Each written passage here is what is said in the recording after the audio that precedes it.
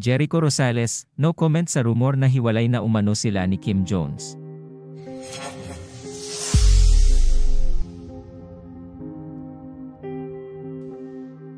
Matatanda ang pinakasalan ni Jericho si Kim sa isang beach wedding ceremony sa Boracay noong ika-1 ng Mayo, 2014.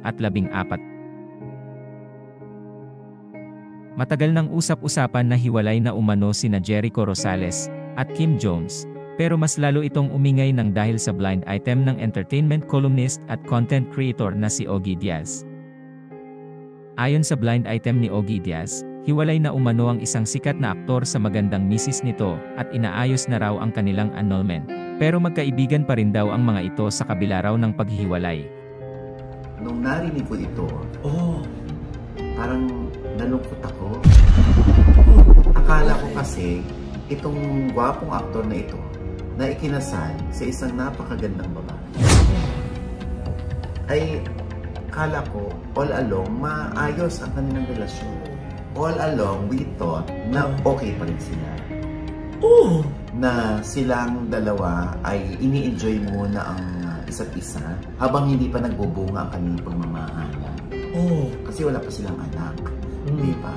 So, akala ko yun yung mga Gen Z or yung mga millennial, mga ganyan, yung mga gusto mo na i-enjoy ang isa't isa. Ganyan. Yung pala, nanatili silang magkaibigan. Habang inaayos ang kanilang annulment. Hula agad ng ilang netizens, sina Jericho Rosales at Kim Jones ang tinutukoy sa nasabing blind item.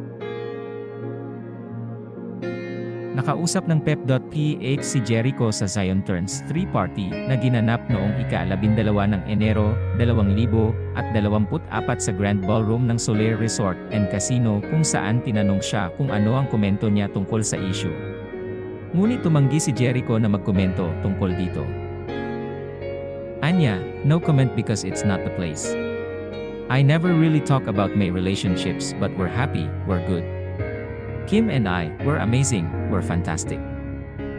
Pero nang kumustahin ng Pep.ph ang lagay ng kanyang puso, sinabi ni Jericho na masaya siya ngayon.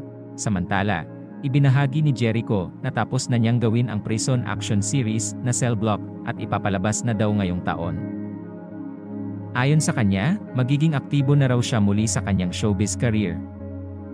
Anya, I don't wanna make announcements yet, but I'm back. I'm here, I gonna stay here for now. Pursuing my film career. Still singing, of course. Salamat sa panonood. Huwag kalimutang mag-subscribe sa aming YouTube channel, i-like ang video na ito, at i-turn on ang notification bell.